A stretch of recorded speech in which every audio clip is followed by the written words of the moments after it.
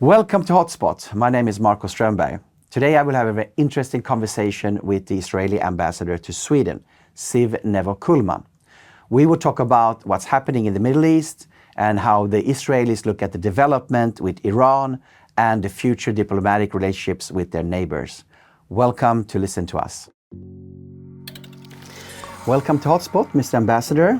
Hej Marco, jag är mycket glad att vara tillbaka på Hotspot. Ja, vad roligt att du kan svenska. Jag kan prata lite. Ja, det är bra jobbat. Maybe we should switch to English if you really want to have a conversation. Let's switch to English, yes, but you've been 5 years here now. Maybe the next time I'll be able to do the interview in Swedish. Let's hope so.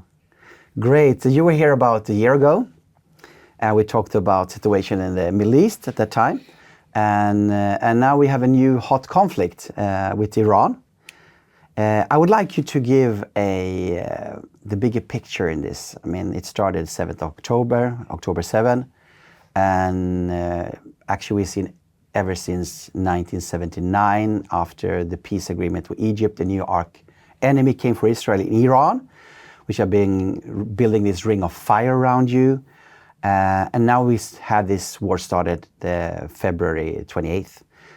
Can you give us a bigger picture of what's happening during these 2.5 years? Absolutely, and I think you've mentioned it in the phrasing of your question. It is a broader picture which didn't start on October 7th.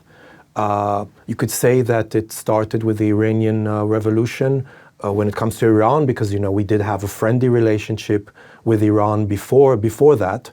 You could say that it started with the creation of the State of Israel and the fact that there are countries in the region that we have a peace agreement with, but there are countries in the region, mainly an axis of radical Islamist countries, theocratical tyrannies that are ruled by this extreme ideology that do not accept us. That is what is behind October 7th, and that is what is behind the Iranian attacks on Israel and all of its proxies, Hamas, Hezbollah, Houthis, Shia militia in Iraq, and what used to be the regime in Syria. This is the core of the issue. So in a way, this is a continuation of our previous conversation, which was about the war in the Middle East following the October 7th massacre. But we are still in the very concrete, very basic element of this conflict. And one has to remember, just until recently in Palestine Square in Tehran, there was a clock ticking till the end, counting till the end, till the destruction of the State of Israel. We managed to bomb this clock in June. But this is all about an enemy that calls for our destruction, acts for our destruction, wants to achieve nuclear weapons, ballistic missiles, or working through proxies, also here in Sweden, all for the same purpose of the destruction of the State of Israel. Yeah. So when October 7th happened, I mean, you saw it will never happen again, that they come in and made a Holocaust-like atrocities, killing so many people of your people. And you were having a multi-front war. 7 fronts. 7-front war. Was there a plan from the beginning, not just to destroy Hamas, but also go to the head of the octopus and attack Iran and weaken them so much that they could not build up their proxies, and just it was a matter of time before you had another attack? Was that the big plan, and we're seeing something played out now that's been in the making for ever since these 2.5 years back? Well, the major goal was to return the hostages. This is what happened. We are recording this on Holocaust. This is today in Israel is Holocaust Remembrance Day. And as you said, October 7th was the largest massacre against Jews since the Holocaust. Of course, the main goal was to return the hostages and make sure that Hamas is defeated and cannot play a role in Gaza on the day after. When we're speaking now, I'm no longer wearing the yellow ribbon because I took it off. All Israelis, everyone who was wearing it took it off when the hostages returned. But we already had, since October 8th, we were attacked in different fronts. Hezbollah attacked us in the north under Iranian commands. It was against the interest of the Lebanese government or the Lebanese people. They attacked us on October 8th. So the idea that Iran is the head of the octopus, this is why we had a 12-day military operation against specific targets in Iran back in June 25. So in a way, it is part of the same war, but now we are looking into a situation where since June 25, since they were hit very badly by Tzahal, by IDF, but also by American bombers joining at the end of the operation, we reached a situation where, according to our intelligence, Iranians were about to dig their nuclear facilities and their ballistic missile manufacturing capabilities deeper underground, because they knew how deep they could bury them now and the bombs wouldn't reach. So we were we were in a situation that if we didn't act now, it would have been much more devastating and much more complicated, not just for Israel, but for the free world. So this is why this happened now. If you add to this also, since December, January, just a few months ago, when you saw the uprising by the Iranian people, and it was obvious to the entire world that this regime has lost its legitimacy and that it's acting in a very brutal way, massacring its own people. We don't know exactly how many, if it's 30,000, 40,000, 50,000, but they massacred anyone who had the courage to express any opposition to this brutal regime. So this is the background that accumulated to the current operation against the Iranian revolutionary regime. Okay, so but now you're at it again. I mean, you said you wanted to hit them before they became immune, as Prime Minister Benjamin Netanyahu said. But what is the end goal in this? Realistic end goal? Of course, you would like to see a regime change, but they seem to still sit very strongly on the power. Is it just to suppress their military capabilities, destroy their military industry base as much as possible, maybe even hurt them financially, so it will take a long time to build up the country again because it's very expensive? Or do you see some other goal that you can actually reach so we are not at this point again and the cycle is repeated in a year or 2 or 3? It's an existential threat for Israel. It's a serious threat. We are talking about a regime that actually has plans to annihilate the state of Israel. So the goal is to address this threat, to push them back in their plans, in their ballistic missile capabilities, in their nuclear program, in the connection between them and their proxies. If we cut these links, if we cut these military, if we cut these financial links, we are also helping push back this regime. How long this regime is going to last, I don't know. I don't think anyone knows. Obviously, we would like to see a situation. If you've listened to the son of the Shah, the Pahlavi, the Iranian crown prince who visited Sweden just a few days ago, if you listen to him, you could hear, the wish of the Iranian people for democracy, the wish for the Iranian people for a regime change, but that's up to the Iranian people. If we create a situation where it is possible for them to uprise and to take their future in their own hands, that is good. But the goal for us, if you're talking about a country that is facing an existential threat, the goal for us is to push it back as much as we can. And this is what we will do as much as it takes. Remember that it's not just Israel's problem. We have said it all along. It's the region's problem. Iran is attacking, actually it's shot more missiles towards the UAE and other Gulf countries than towards Israel. It is a threat not just to Israel, it's a threat to the entire region.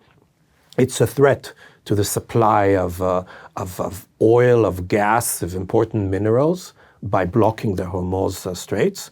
It's a threat to NATO because it did attack even a member country like an ally of yours like Turkey. It's a threat to the European Union attacking British military bases in Cyprus. And it's basically the war for the entire free world. But I was talking about, you mentioned the proxies and try to sever the connections or weaken the connections to finance them and provide them with military equipment and so on. During the war in Lebanon, you weakened Hezbollah, which became a domino effect in Syria. How would you see that you could weaken the ties with the proxies now? Is it through making them financially weaker, or what is the practical plan to see these results, that these proxies that have been threatening you and threatening you all the time will not be as potential as before? Well, the proxies have shown resilience and a capability of recovering. Since we hit Hezbollah in the last round, there's a ceasefire, we'll talk about it, since November 24 with Lebanon. What we have seen over the last year is that Iran has been able to finance, to send money to Hezbollah. We're talking about more than $1 billion of aid going directly to its proxy, Hezbollah, which is a much stronger proxy than Hamas, for example. So we have seen the capability of recovering, of building their own ammunition, of paying salaries. The Hezbollah soldiers are getting better paid than the government of Lebanon. So poor Shiite men prefer to go into Hezbollah's military than going into the Lebanese government. All of this is because of money that could flow in different ways, and this is something that we need to cut. These are very strong liaisons. These are very, look at how Iran is behaving in Lebanon. Its ambassador has been announced persona non grata. They don't even have the intention of sending him back. They're acting as if they rule the country, and the decisions that they make, they have to force on the Lebanese government. The Lebanese government, which has supposed to dismantle Hezbollah, and it didn't do so, whether not willing or not capable of doing it. And this brings to the situation where a proxy behaves against the will of Lebanon, against the will of the people, the interests of the people and the government. And it's a situation across the border from us that we have to address. The same goes to other proxies, such as Yemen, such as Shiites in Iraq, and also if you cut the Iranian possibility of funding these proxies, you might also be able to cut the liaisons between Iranians, Revolutionary Guard, and gangs in Sweden and Europe. So if we manage to hurt them financially as well, this is also for the interest of the entire world. How would you hurt them financially? Because as long as money flows, these proxies will recover. It takes an international effort. It takes international coordination. It takes decisions like the decision of the European Union to sanction the Revolutionary Guard. But it also means that our different agencies have to work together, understanding that it's not just Israel's war, it's not just the US war, it's not just the Gulf states problem. It's a problem for the entire free world, and if we don't address it, if we don't tackle it now, when we still can stop the Iranian nuclear program from going even further deep, it's going to become much more complicated for all of us. We have seen the ballistic missile capability of the Iranian, both in distance, but also in their audacity to attack, to attack Europe, to attack Muslim countries like Turkey or Azerbaijan, or to attack European Union members like Cyprus. So it's something that needs to be addressed by an international coalition. But we see that Iran is under sanctions, been under sanctions for a long time. It puts a lot of pressure on the currency, on the people. I mean, the country is not flourishing. But as long as they are selling oil to China, money is coming in, which they can use for the purpose of providing their proxies with guns and money and so on, salaries. How can you address this? Because it's like the world is doing what they can from their part, but it doesn't bite enough. I think the world needs to do more. And, eventually, if sanctions don't work, if economic sanctions don't work, and you see that Iran is now holding the entire world hostage, like holding the Straits of Hormuz, and now saying that you'll have to pay like alimony, like just to pass there, you have to pay them. This is something that the world should not accept. Remember, by the way, it's not just about the proxies and the it also affects the war in Ukraine, because a weaker Iran, when you cut their capabilities you also cut their capabilities for supplying drones to Russia, and these are the same drones that are killing Ukrainians. So it's all part of the same world situation that needs to be addressed by the international community. And remember, when you're facing such evil, at the end of the day, you might not have other choice but actually taking the military action to topple this regime. I mentioned Holocaust Remembrance Day. We have to remember the history of this continent. You have to remember what happens when you are trying to appease evil. But eventually, this doesn't work. So we are in a situation, an existential threat, an enemy that is very vicious and doesn't go. That, as you say, it's been showing resilience. But we've also been very successful in targeting its leaders, in targeting its chief commanders, in targeting its manufacturing capabilities, their nuclear program. It's going to take them years to recover from that. So we also have to be, I think the world needs to be quite appreciative of what Israel managed to do in a very short amount of time with very precise intelligence and capabilities that I don't think you have seen possible by any other Air Force or intelligence units in any other country in modern warfare. Can I ask you one question on this topic before we move on to the next question? Since as long as the oil flows, Iran will get the money, and as long as their harbors are there that they can receive oil tankers, is it on the table to hurt also their oil supplies, like the Karg Island or their harbors where they can export their oil? This is a very sensitive strategic question, because I think all along there has been a wish that if there is a regime change in Iran, you don't want to hurt the capabilities that a future regime will need.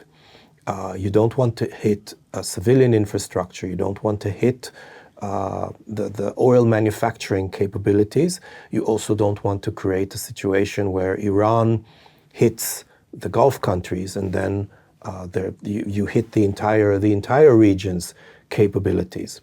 So there are different ways of tackling it, and you can see that in what the Americans are doing right now. Maybe not to attack the facilities, but to prevent them from exporting, to prevent them from going through. If If other ships cannot go through, if other oil containers cannot go through the straits, then no one can go through the straits.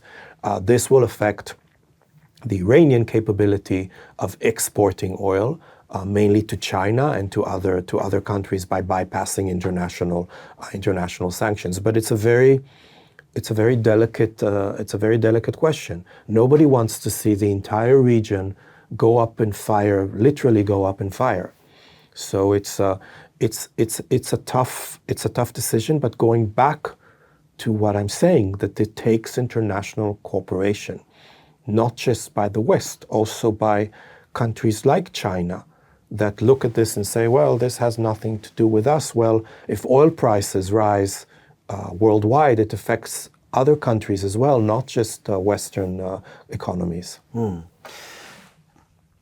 There have been efforts of diplomacy, and I would like you to comment on the diplomatic efforts. America has been negotiating with Iran for 10 months before this war broke out, February 28th. There have been a new round in Istanbul, became a nothing burger, and they're picking up new talks now again. For more than 23 years, there's been talks with Iran about them halting their enrichment programs to create a nuclear bomb. Is it possible with a diplomatic solution to this if Iran really aspires to get a nuclear bomb? Or do you think it's only the hard way to suppress them and hindering them to be capable of doing it? Or is there a diplomatic solution, do you think? I'm a diplomat. I believe in diplomatic solutions. I believe in dialogue. But we cannot be naive.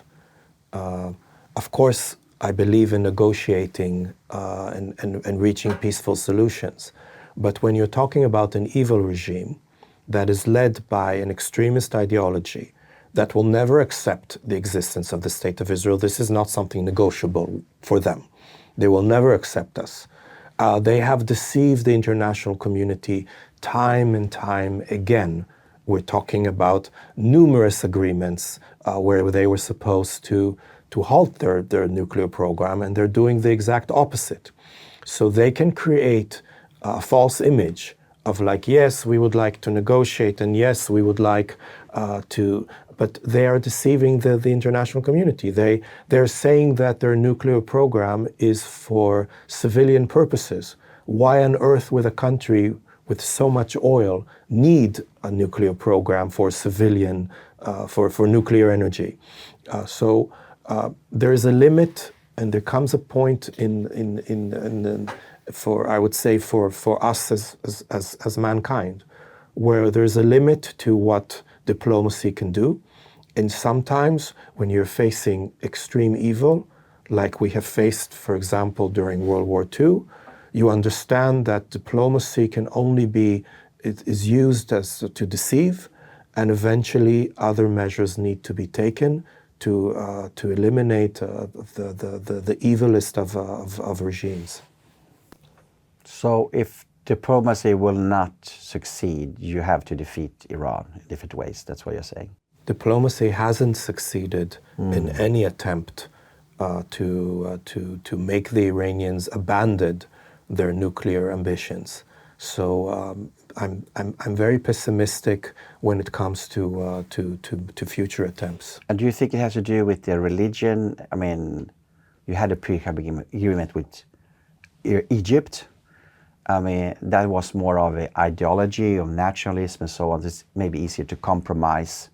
But when it comes to existential questions like your religion that has a goal to bring back the 12th Imam, which has to do with apocalyptic happenings in the world, is it because of the religion that they will never compromise? Or how do you see this?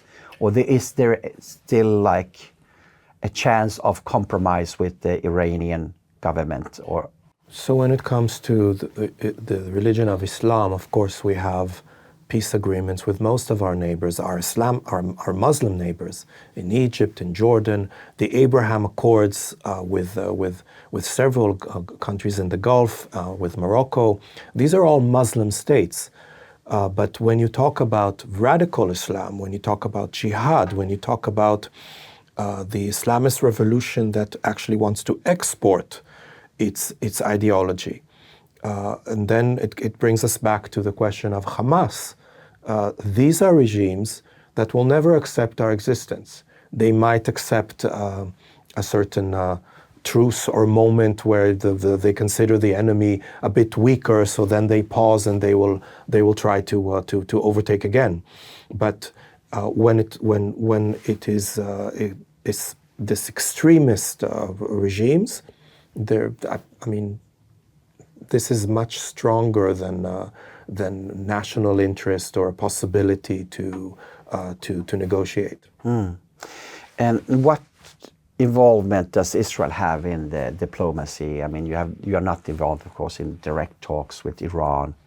Are you direct talks with the America or somebody else around it? How are you involved in this diplomatically to try to come to a conclusion, or are you just a bystander?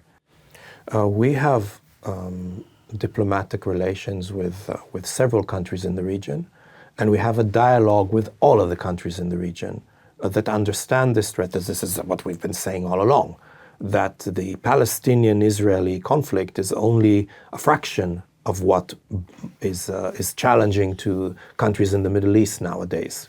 The Iranian threat, and they see it now, is much bigger on them. They see who is attacking them. They see who is targeting their civilian infrastructure, their airports, their hotels, their tourist industry, not just military bases. So I think the importance of diplomacy and the importance of Israel maintaining a dialogue with several countries in the region, we see it now how important it is, but not the countries that actively that call and act to our destruction. Would you say that this conflict actually has strengthened your relationships with, like, the Gulf states, because you are both on the receiving end of the Iranian fire? Time will tell. I believe so. I think that when the UAE is attacked so brutally by a neighboring country, by Iran, when it is trying to destabilize its position as a financial hub with everything that the Iranians are doing, I think there is an understanding by a country like the UAE or Saudi Arabia or even Qatar and even Oman, a country that was hosting negotiations between the US and Iran. I think public opinion, but also the leaders, understand that Israel is right. That Israel has been saying all along that this is the biggest threat. So I think many people in the region are looking at what's happening right now and are calculating again. And I think time will tell how this will reshape the Middle East, how this will reshape Israel's relationship with other countries in the region. I mean, there are already talks about having alternative routes. There's an east-west oil pipe for Saudi Arabia to the Red Sea. It's talking about even, I don't know if there's some negotiations, but people are looking at maybe that there could be an oil pipe even from Saudi Arabia through Israel, Jordan, Israel. Is it something that you think is realistic that could come, that they come a cooperation to avoid this stranglehold that Iran can hold on the Strait of Hormuz and try to divert the energy flow? Absolutely. And this is, I think, the base of the Abraham Accords, meaning that countries in the region that are pragmatic and do not look at this conflict from an extreme religious point of view, but are actually looking at their interests and how they could develop in a better way, They are looking at Israel, they're looking at Israeli technologies, they're looking at ways, whether it is the flow of oil, whether it is who we export our gas to, but it's also through innovative ways of creating more water or solar. I mean, there are many ways. This is the spirit of the Abraham Accord, of looking at the region in a much more pragmatic way. And when you look at it in a pragmatic way, Iran is definitely not a partner. If I take a historical parallel here, I don't know what you think about this, but Israel is like the Sparta of the Middle East. And Sparta, they defeated Athens in the Peloponnesian Wars, and they became the dominant part of that region. But their dominance was just for a short while because they were a strong war machine, but they were not so strong in diplomatic relationship. They had a very heavy hand on the other city-states, and they were not liked. And they were not dominated more than 30 years before Thebes rise up and took over as the dominant part of the Peloponnesian Peninsula. And Israel is like this. You're very strong. You have shown that you're a strong power to reckon with in the Middle East. How would you say the last years has since you're a diplomat, the relationship with the neighboring countries, are they thawing with the Gulf states, with Jordan, with Egypt? Or is it like, how should I say,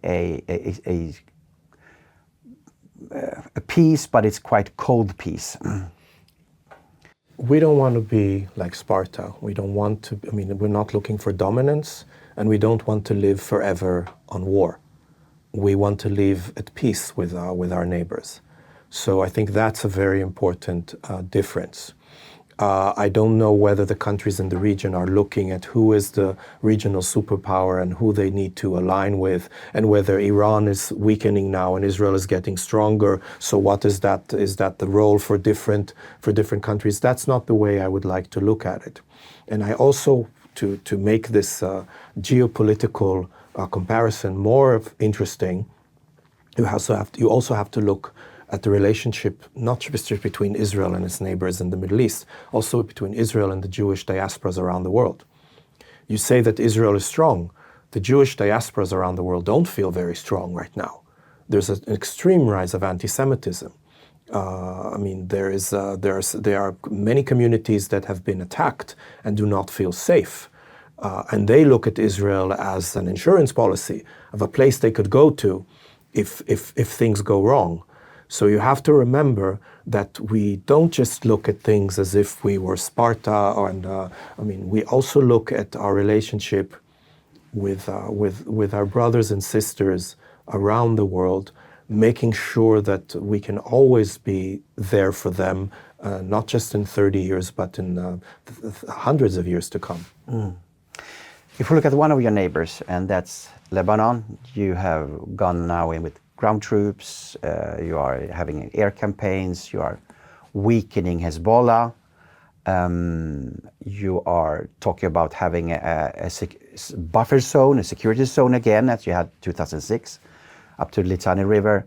But you're also involved now in direct peace talks with the government of Lebanon. What will make this work, you think, compared to the other times you have been at war with Hezbollah in Lebanon? Lebanon is an incredible, it's an incredible story. It's a country that has been overtaken by Hezbollah, that has attacked Israel twice. I mean, on October 8th already, we were attacked by Hezbollah in the north.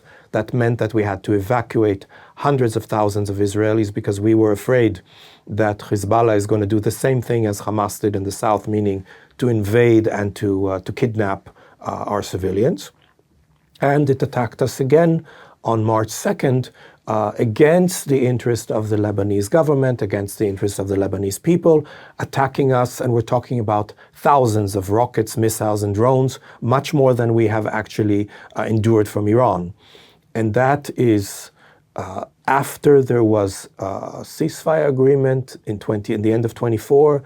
that meant that Hezbollah needed to be dismantled by the Lebanese government. The Lebanese government deceived the international community by saying that yes, we have managed to dismantle Hezbollah. We knew that this was not the case. We gave them more than 850 complaints where we told them exactly where Hezbollah is rebuilding, but they did nothing.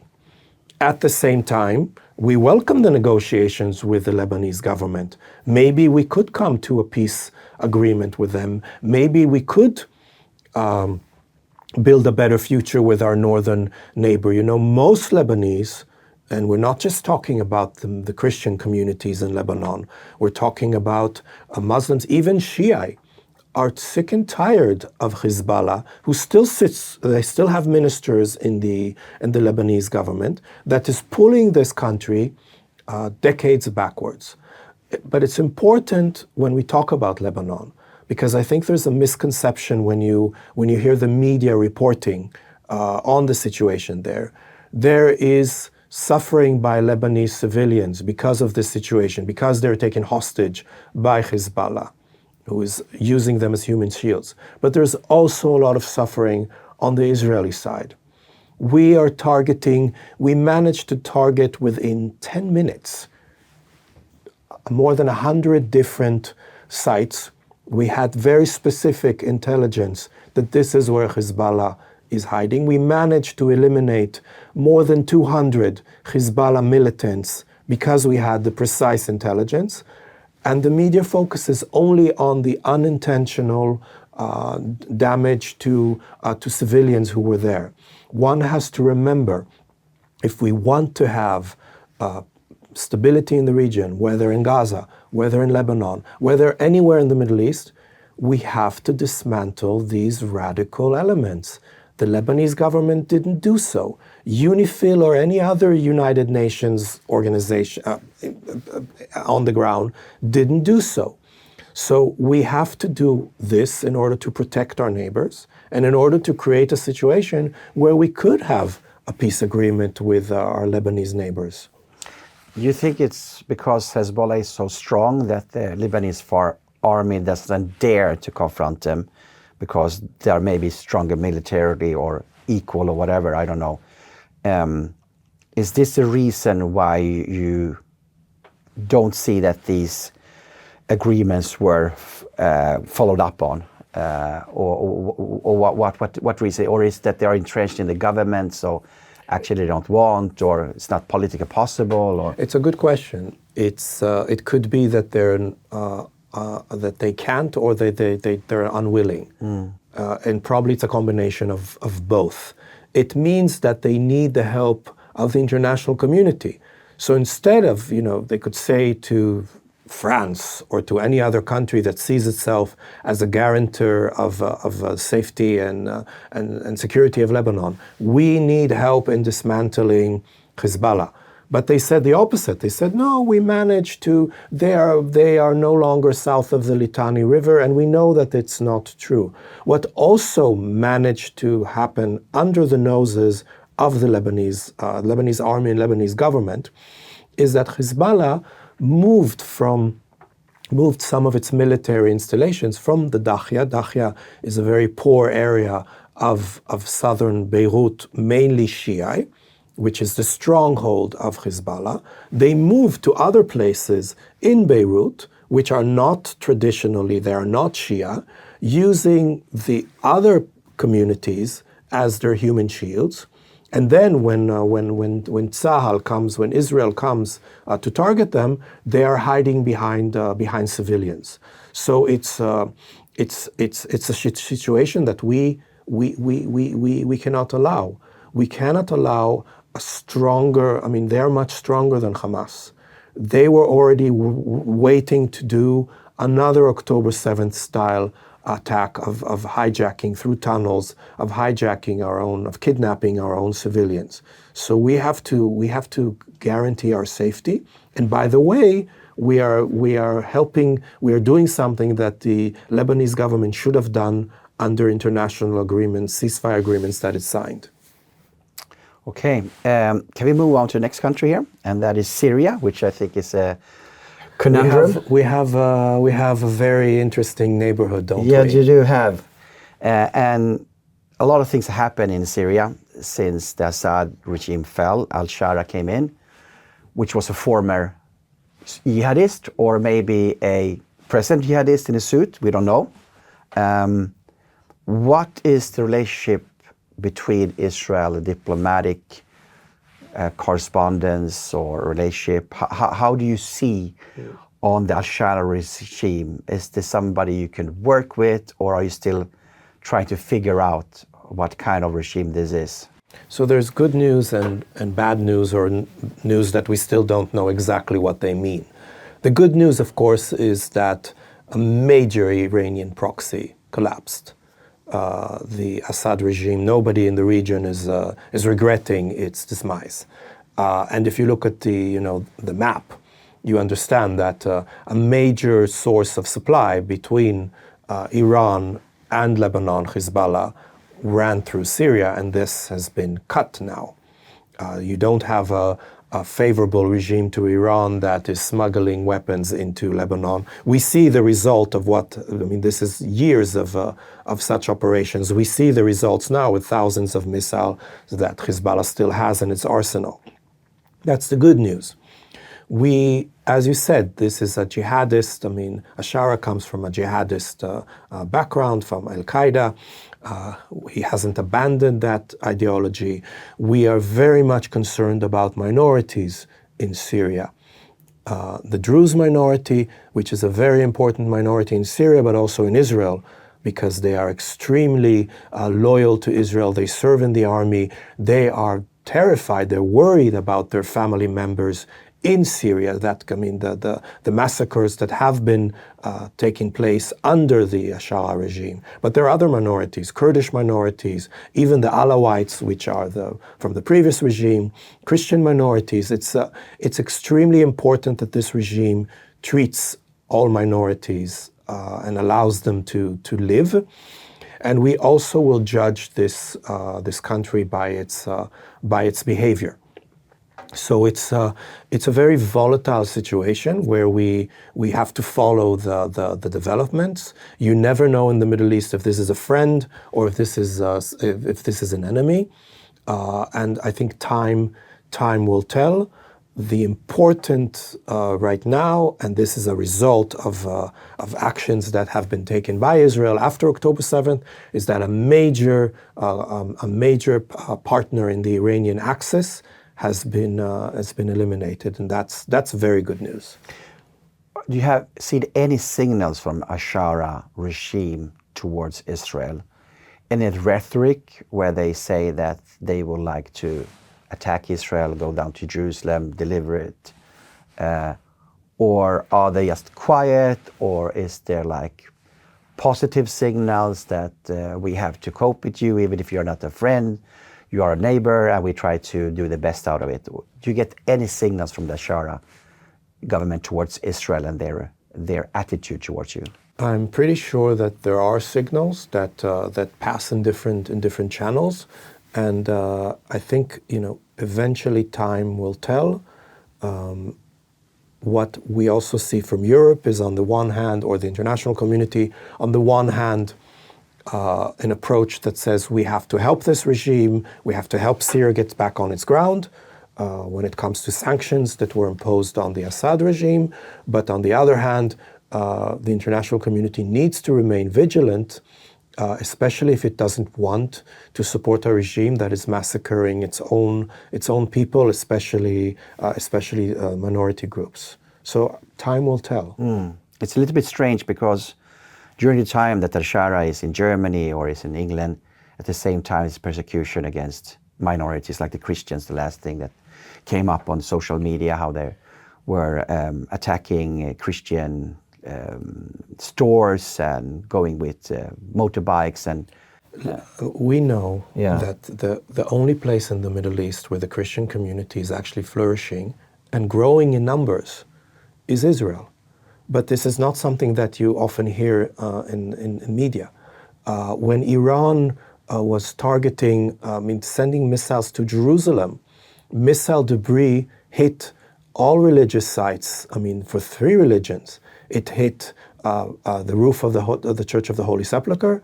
It fell in the Temple Mount ground next to Al-Aqsa, next to the Wailing Wall. It hit the Armenian Orthodox Church in Jerusalem. When Iran is attacking the holy sites, you don't hear anything about it in the international media. When Israel accidentally it hurts something that is related to a church or a religious service, then you get all of the complaints. So there's a lot of double standards. I'm happy to say that just over the last weekend, we had a very important ceremony for Orthodox churches. It's with fire, the holy fire, transferring it. It's part of the Easter, the Orthodox Easter, with thousands of people being able to safely attend the Church of the Holy Sepulchre. This is something which is of great importance to us, and we hope that in other countries in the region, like Syria, like Egypt, Palestinian Authority for sure, there's also respect for Christian minorities. Do you think Israel would intervene, or maybe they intervened when the Jews were attacked at s06e area? Do you think Israel would be interested or feel compelled that they need to protect some minorities inside Syria, especially maybe the Druze who are so connected, you mentioned, in the Israeli army, and it's very close to the border at the Golan Heights? Would that be something that would be on the table maybe? We don't want to interfere in our neighbor, in any of our neighbors' business. It's not something that we would want to do. But if minorities are attacked, if there's no stability in our neighboring countries, we see what happens. We see what happens when there's a civil war in Lebanon, and then you end up having a Shia community that is being overtaken by another country, and that works against the interest of Lebanon, and works against the interest of Israel. So we definitely don't want to interfere. But on the other hand, when countries are not functioning and they become like a mosaic of different communities that are acting in different ways, this is fertile ground for foreign interference of countries that do not want that want to destroy Israel. So we have to be very vigilant. This is what our history shows. Mm. Let's move on to another country north of Syria, and that's Turkey. Turkey had before, as I understood, acceptable relationship with Israel. With the Erdogan regime, the rhetorics have become much harder. Erdogan just spoke a couple of days ago that if this war continues, we will go in and intervene in Israel, just like we intervened in Libya and in Nagorno-Karabakh area between Armenia and Azerbaijan. What do you make of that kind of rhetoric where a Turkish president is speaking about going to war? That's what he's saying practically with Israel. Are they coming, the arch enemy of Israel with Egypt ended 1979. Now we have Iran. If Iran is becoming weaker, is there like a hydra where the next head is popping up now, and that might be Turkey? Well, what is your view on that? As far as I remember, the Ottoman Empire collapsed in 1918, which is more than 100 years ago. And I do not see any possibility of it coming back to the region. I think mostly because the Arab countries do not want to see Turkish dominance. Turkey, as you mentioned, is a country that has a great history of relations with Israel, economically, culturally, touristic. It's a favorite tourist destination for many Israelis. We had a fantastic relationship with the Turkish people, and it will continue once there is a change in that country. Turkey is your ally. It's an important country to the NATO alliance. It has the second largest military in NATO. It needs to act respectfully. It cannot threaten us, and it's. I mean, you know, this probably explains why we, you know, a country that openly supports Hamas and the Muslim Brothers. This is, I mean, Erdogan's policy. We don't see their role in the Middle East. We don't think they have a role in the Middle East right now because they are completely aligned with the terrorists. Turkey wants to play a role in Gaza. Turkey wants to be part of the. I mean, do you think we can trust the Turkish army for making sure that Hamas, which needs to be dismantled, still hasn't been dismantled, still doesn't respect the Trump 20-point plan? Do we expect Turkey to dismantle Hamas if it is openly supporting it and calling for military intervention against Israel? So I think Turkey needs to behave in a more balanced way. That would also be what you would expect it to be as an important member of NATO. But do you see it as a new potential threat? I mean, they are reaching out now into the neighboring countries in a way like never before. They are involved in Libya. They are now drilling oil in Somalia. They support Russia. They support Russia. They have their role in playing when it comes. Al-Sharaa took over Syria. So just like Iran had a land corridor through Syria to Lebanon, now also Turkey has a land corridor towards Israel through Syria. You see that this is something you have to keep your eyes on now, like you did have to keep your eyes on Turkey like before, because they are becoming a threat to you. I think in the Middle East you always have to you have to keep an eye on for any of your neighbors. A country that for many years was an ally could become an enemy very, very, very easily. Time will tell. You'll probably have to invite me again in a few years, maybe when I'm no longer ambassador here, to see how relationships with Turkey develop. Mm. Okay, I think you also, now you have been in a war of attrition for 2.5 years.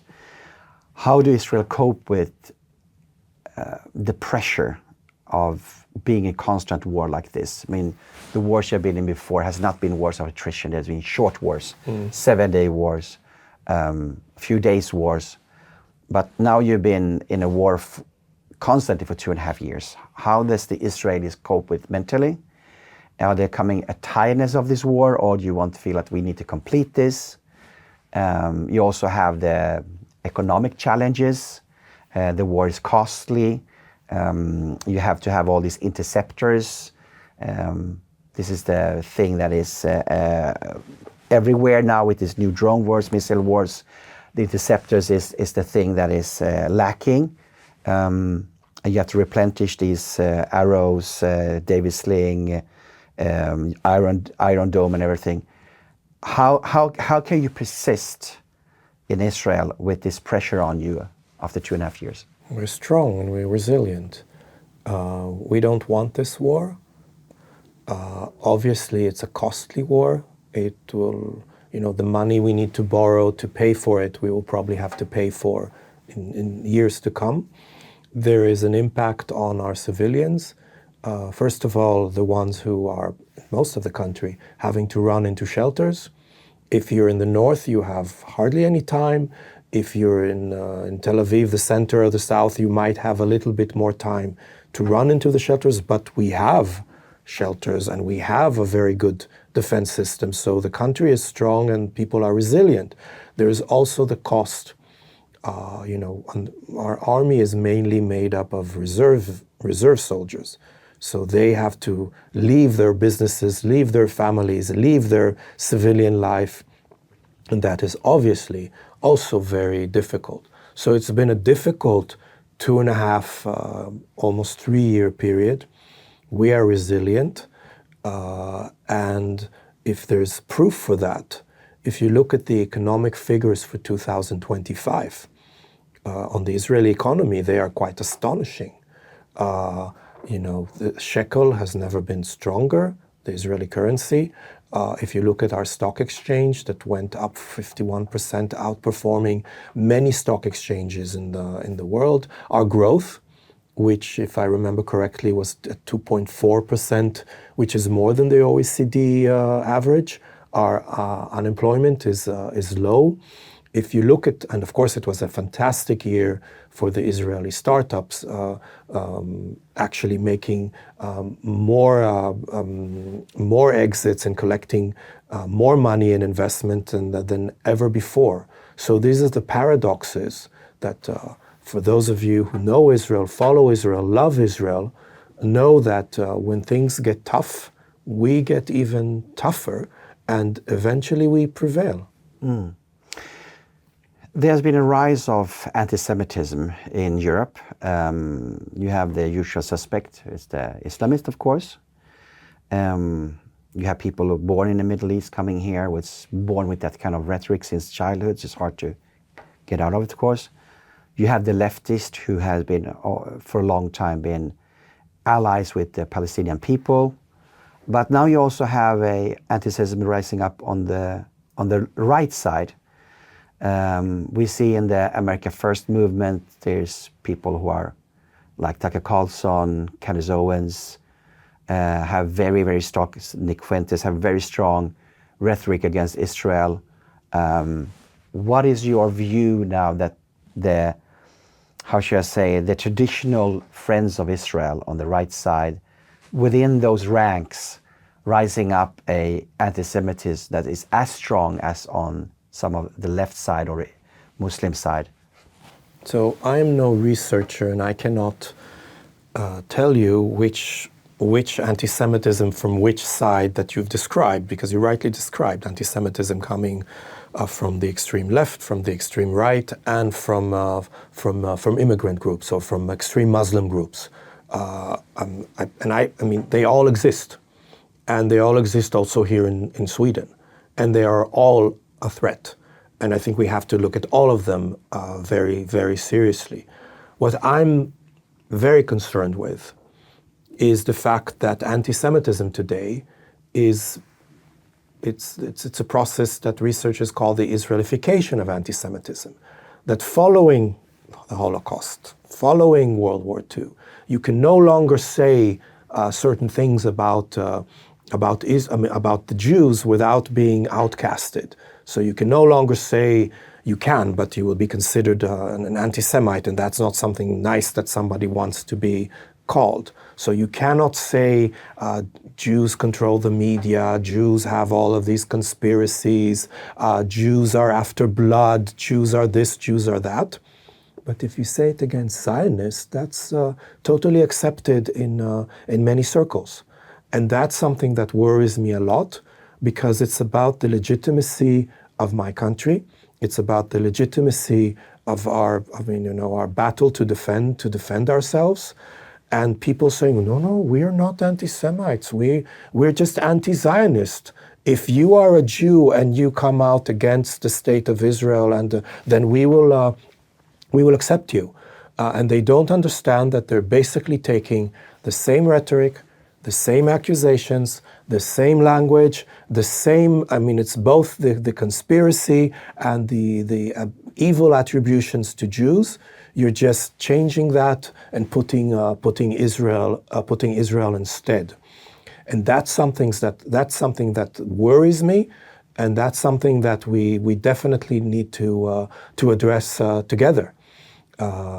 It's very easy to say, anti-Semitism, it comes now from the Middle East because you have wars and because you're unable to solve your own conflicts. It comes to our backyard, and this is why you see demonstrations or attacks again. It comes to the Middle East, but it lights up thoughts and practices and beliefs that people had here for centuries, and they just it addresses them in a very new and different way. And how do you think we should cope with this in the West? How do we address this? Calling a spade meaning some things shouldn't be accepted, or they should be called out there, anti-Semitism.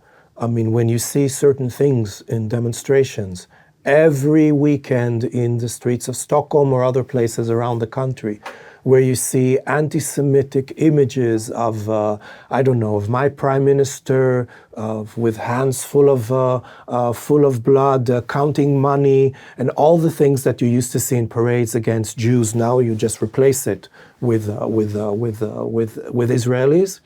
You have to stand up against it, and I know it's complicated. I respect the freedom of expression, but if you are a Jewish person and you are looking at this, or you see what is acceptable to say now in social media, and people allow themselves to say things that they wouldn't allow themselves to say against Jews, but they can say against Zionist Israelis, that's okay.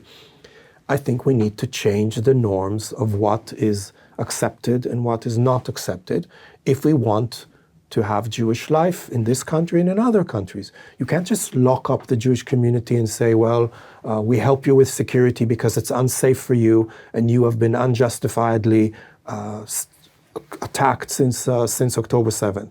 We have to find the ways to make it safe for the Jewish community in different spheres, not just by locking up a school.